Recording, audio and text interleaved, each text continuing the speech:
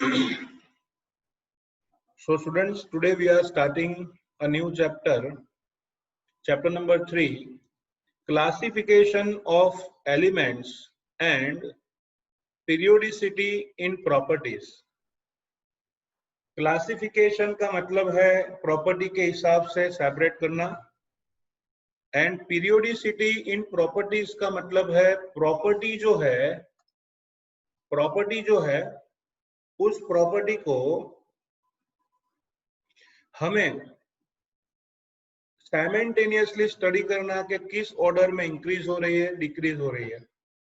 तो पूरा नाम है classification of elements and periodicity in properties. Okay, तो इस चैप्टर के इंट्रोडक्शन में साइंटिस्ट जीटी सीबॉर्ग, साइंटिस्ट का नाम है जीटी सीबॉर्ग, जिसका नाम है ग्लेन टी सीबॉर्ग। उन्होंने पीरियोडिक टेबल के बारे में अच्छी बातें कही हैं, एक बार समझते हैं। The periodic table is arguably the most important concept in chemistry.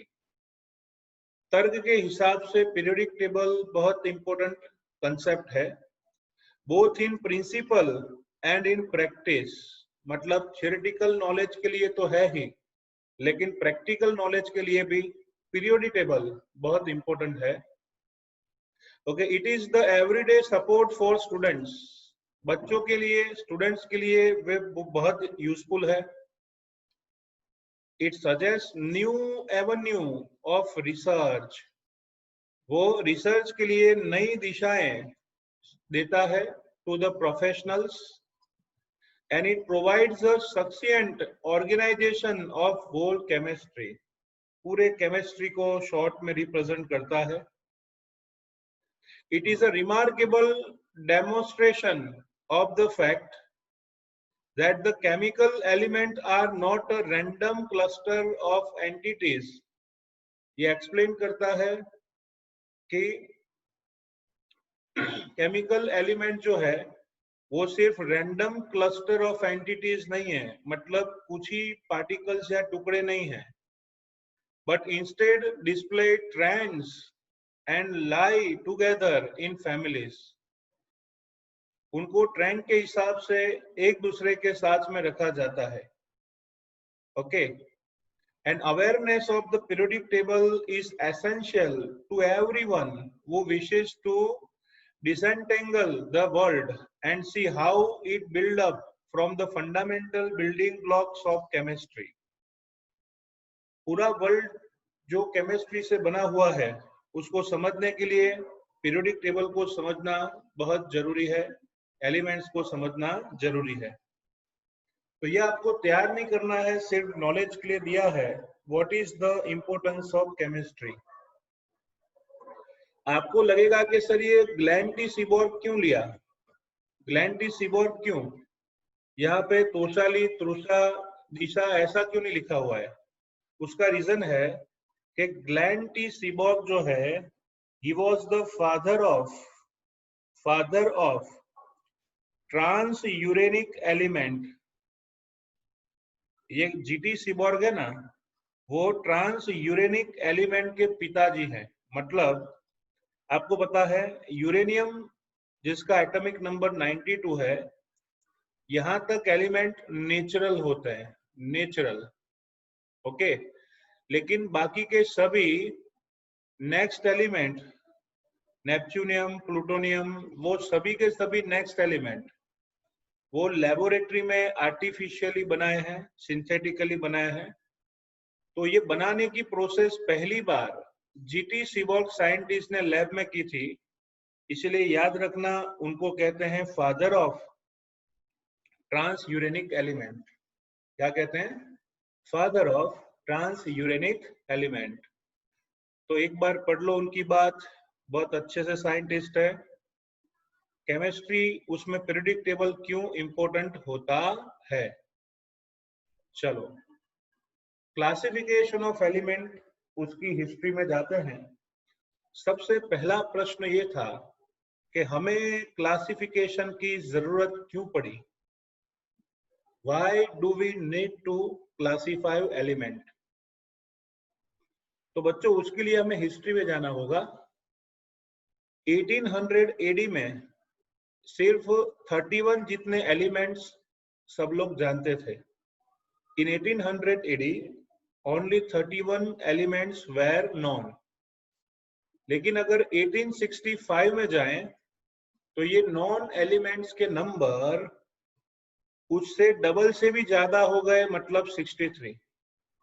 समझ रहे हो? 1800 में सिर्फ 31 एलिमेंट्स थे, लेकिन 1865 में नॉन एलिमेंट का नंबर हो गया डबल से भी ज्यादा, मतलब 63। तब से लेके अब तक बात करें तो 114 एलिमेंट्स फाइंड किए हुए हैं या लेबोरेटरी में बनाए हुए हैं। Okay, so at present 114 elements are known. So the recently discovered elements are man-made. आपको बता दूं 92 के आगे वाले सभी एलिमेंट्स लेबोरेटरी में बनाए हुए हैं। And efforts to synthesize new elements are continuing. नए नए एलिमेंट्स बनाने की प्रोसेस जोरों शोरों से चल रही है।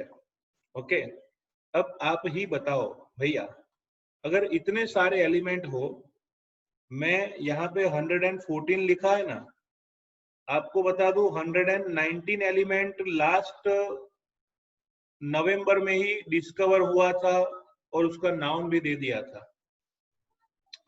तो 119 नंबर तक एलिमेंट इतने सारे फाइंड किए हैं। हमारी टेक्स्ट बुक ने 14 लिए है, कोई बात नहीं।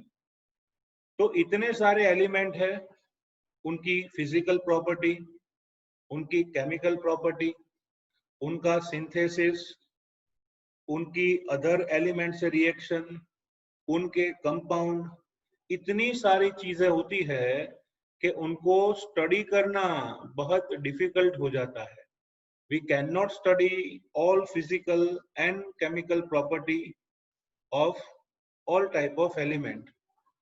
Okay, और इसीलिए हमें उसका क्लासिफिकेशन करना पड़ा। We need to classify them. So that's why classification was done by different scientists. Scientists search for a systematic way to organize their knowledge by classifying the element. Classifying करके उनके properties के हिसाब से उनका distribution करना सभी scientist ने अच्छा समझा। और इसका फायदा क्या हुआ? Not only that, it would rationalise known chemical fact. इस क्लासिफिकेशन से बहुत सारी केमिस्ट्री की फैक्ट्स जानने को मिली। इतना ही नहीं, लेकिन कुछ अननोन एलिमेंट जो साइंटिस्ट फाइंड नहीं कर सके हैं, उन अननोन एलिमेंट्स जो है उनका प्रिडिक्शन भी कर सके। तो क्लासिफिकेशन का फायदा सिर्फ इतना नहीं कि हम केमिस्ट्री समझ सकें, उसका एक फायदा ये है कि केमिस्ट्री के बहुत सारे राज छुपे थे, फैक्ट्स छुपी थी, वो भी हम जान सके। और इसके साथ साथ जो एलिमेंट्स खोजे नहीं गए थे, अननोन थे, उनकी प्रॉपर्टीज के बारे में भी प्रिडिक्शन कर सके थे। तो this is reason why do we need to classify the element. Okay, तो सिंपली लिखना है, 2 मार्क्स का क्वेश्चन है। 1800 एडी में 31 एलिमेंट्स थे और 1865 में बढ़ के डबल से भी ज्यादा, मतलब 63 हुए, और हाल में 114 एलिमेंट्स हैं। आगे भी एलिमेंट को डिस्कवर करना और बनाना चालू है, लेकिन इतने सारे एलिमेंट्स की फिजिकल केमिकल प्रॉपर्टीज, उनका बिहेवियर, उनके कंपाउंड, उनकी प्रॉपर्टी सब समझना डिफिकल्ट था। और इसीलिए साइंटिस्ट ने सोचा लेट अस क्लासिफाई। इस क्लासिफिकेशन से स्टडी तो इजी हुआ ही, लेकिन साथ साथ कुछ केमिस्ट्री की फैक्ट्स भी पता चली, और उसके साथ साथ कुछ अननोन एलिमेंट जो है फिर भी नहीं थे, उनकी प्रिडिक्शन भी हम कर सकें। तो this is the reason why we need to classify the element. Okay, चलो क्लासिफिकेशन ऑफ एलिमेंट, उसकी हिस्ट्री देखते हैं। क्लासिफिकेशन ऑफ एलिमेंट में सबसे पहली हिस्ट्री है law of triads. Okay, 2 marks में या 3 मार्क्स में क्वेश्चन पूछ सकते हैं। Law of triads, explain law of triads. तो बच्चों पहली बार याद रखना 1800 एडी में पहली बार जॉन डोबरेनर, प्रोनाउंसिएशन भी प्रॉपर होना चाहिए, जोहान डोबरेनर साइंटिस्ट ने 1800 की साल में पहली बार सोचा था कि we should classify the element. Okay, so John Dobrener in 1800 AD was the first to consider the idea of trends among properties of element. पहली बार जॉन डोब्रेनर साइंटिस्ट ने क्लासिफिकेशन का प्रॉपर्टी के हिसाब से आइडिया सोचा था। वो आइडिया चला बच्चों 29 साल तक, मतलब 1829 तक उन्होंने उस पर वर्क किया। In 1829, he noted a similarity among the physical and chemical properties of several group of 3 element. उन्होंने अपने एनालिसिस में देखा कि 3 एलिमेंट्स ऐसे हैं जिनकी फिजिकल और केमिकल प्रॉपर्टी ऑलमोस्ट सेम देखने को मिलती है। उन्होंने उन 3 एलिमेंट के ग्रुप को नाम दिया ट्रायड्स। क्या नाम दिया? Triads. So in 1829, he noted a similarity in the physical and chemical properties of element, and the group of these 3 element was called triad. उसको ट्रायड कहा जाता है। देखते हैं एक एग्जांपल। सी हियर, देखो भैया, लिथियम, सोडियम, पोटेशियम, ये तीनों एलिमेंट्स हैं। उनके एटॉमिक मास उस टाइम पे फाइंड किए थे, लिथियम का 7, सोडियम का 23 और पोटेशियम का 39। उन्होंने देखा कि सबकी फिजिकल प्रॉपर्टी सेम है, मतलब soft metal, highly reactive metal.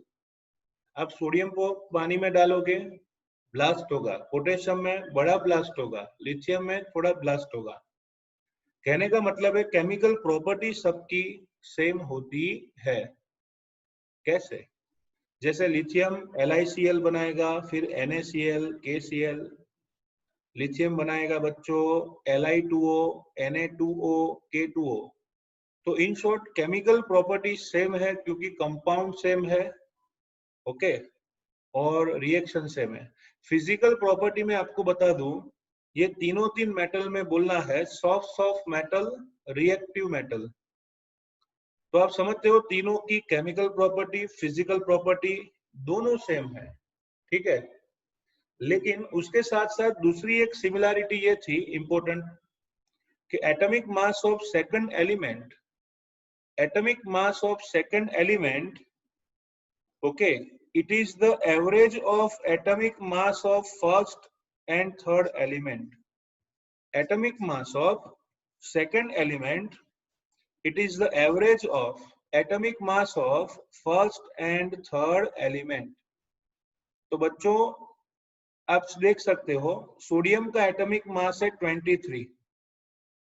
कहां से आया? तो आप ही सोचो ना, 39 में 7 ऐड करोगे, सोडियम की बात करते हैं, A2, 39 में 7 ऐड करोगे, डिवाइड बाय 2 करो तो 46/2 आ गया 23। तो उन्होंने देखा कि atomic mass of central element, it is the average atomic mass of first and third element. Understood? Okay, now in each case he noticed that the middle element of each of the triad had atomic mass about halfway between the atomic weights of other 2 elements. Okay, also the properties of the middle element were in between those of the other 2 elements.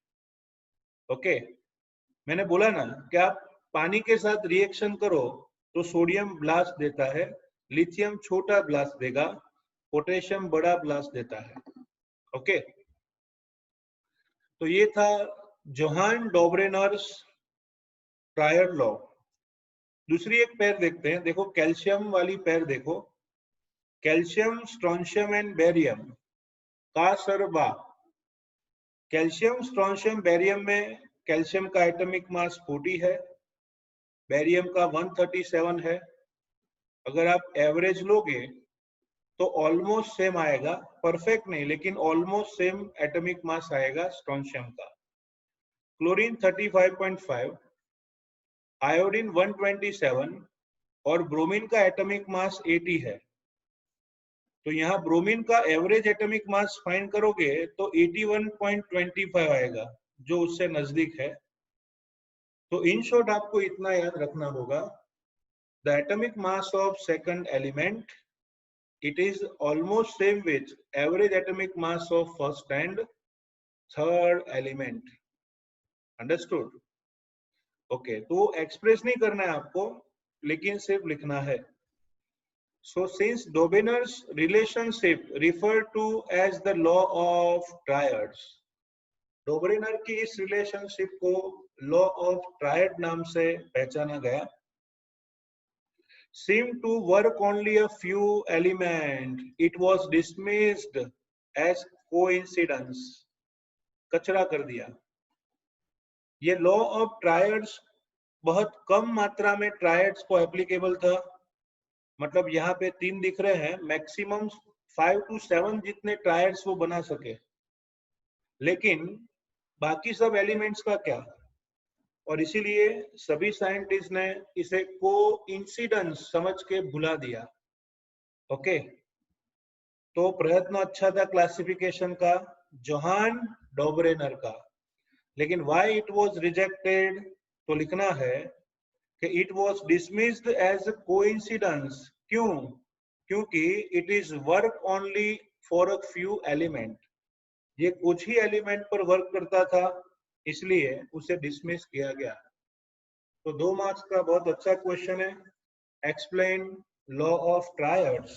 तो याद रखिए, in 1829 scientist Johann Dobrener has independently observed that some, bracket में लिखना है 3 element having same physical chemical properties and the atomic mass of central atom or element, it is the average of first and third elements atomic mass।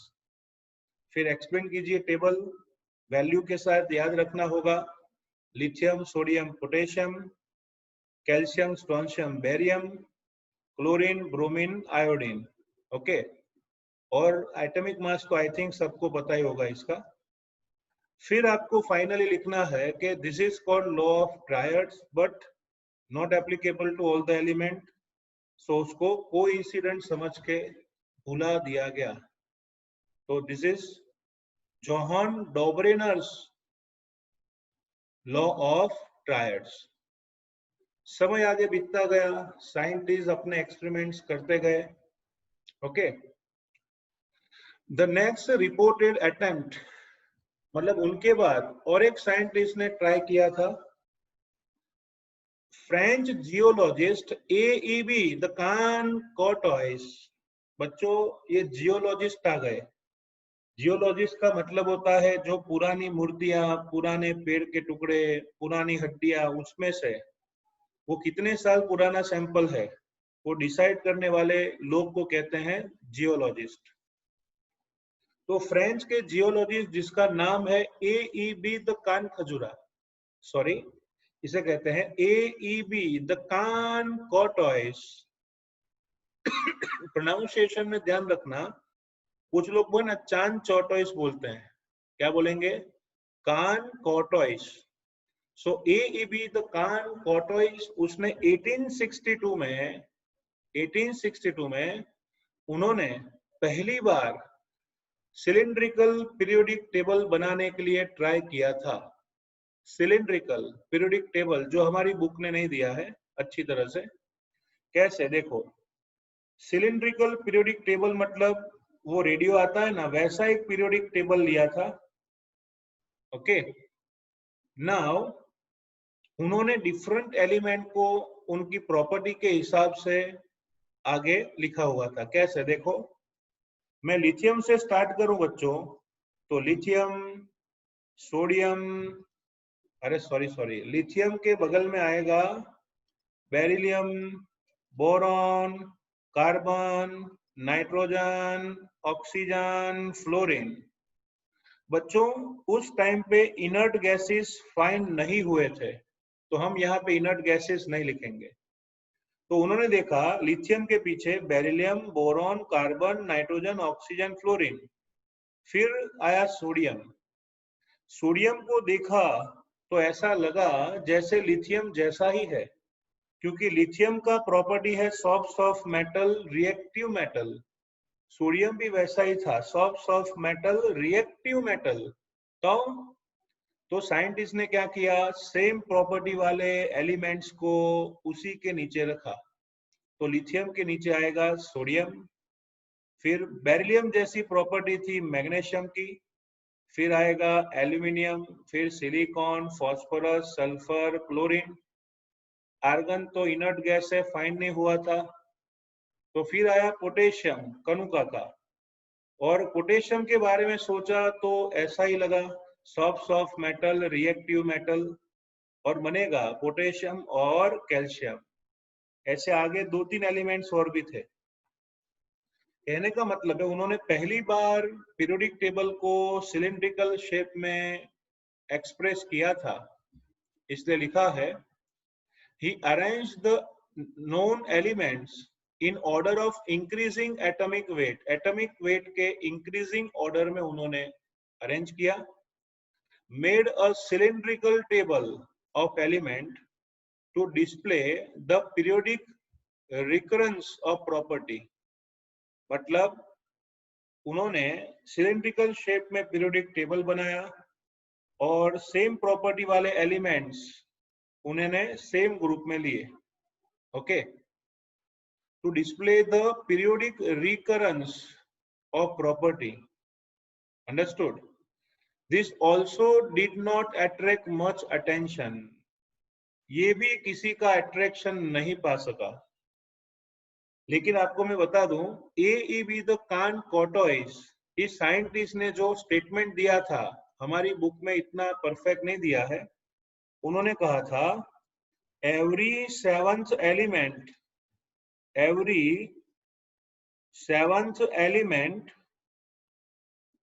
after the element has same physical property and same chemical property. Understood? Every seventh element after the element having same physical property and same chemical property. तो ये था AEB। अबे नहीं बोलने का, कुछ लोग क्या करते हैं, बी आगे ले लेते हैं, बोलते हैं अबे कान कोटॉइस। ऐसा नहीं, क्या कहेंगे, AEB द कान कोटॉइस, उनका periodic law. So first attempt for periodic table was done by AEB the Chancourtois, and that could not attract the scientists, किसी का अटेंशन भी नहीं पा सका ये। फिर से एक बार देख लो, every seventh element after the element has same PPCP. जैसे चलो लिथियम की बात करते हैं, समझ रहे हैं तो अच्छे ले लें। लिथियम की बात करते हैं तो उसके बाद कैलकुलेशन करो, 1 2 3 4 5 6, सातवां कौन था, सोडियम, सेम प्रॉपर्टी, तो उसी ग्रुप में रखो। वापिस गिनो, 1 2 3 4 5 6, नेक्स्ट कौन सा, सातवां, तो उसे भी ग्रुप में रखो।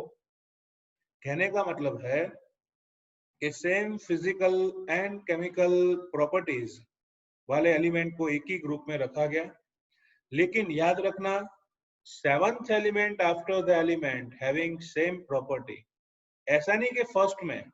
चलो मैं बोरोन की बात करता हूं, बोरोन, तो गिनो, बोरोन के पीछे 1 2 3 4 5 6 7 same physical and chemical properties. दोनों का चार्ज जनरली +3 होता है, सेम केमिकल प्रॉपर्टी हुई, ओके। तो ये था AEB द कान कोटॉइस, उसका introduction to periodic table, understood. तो 1862 में ए बी द कान कॉर्टोइज ने ये एक्सप्लेनेशन क्लासिफिकेशन के लिए दिया था, ओके। उसके बाद इन 1860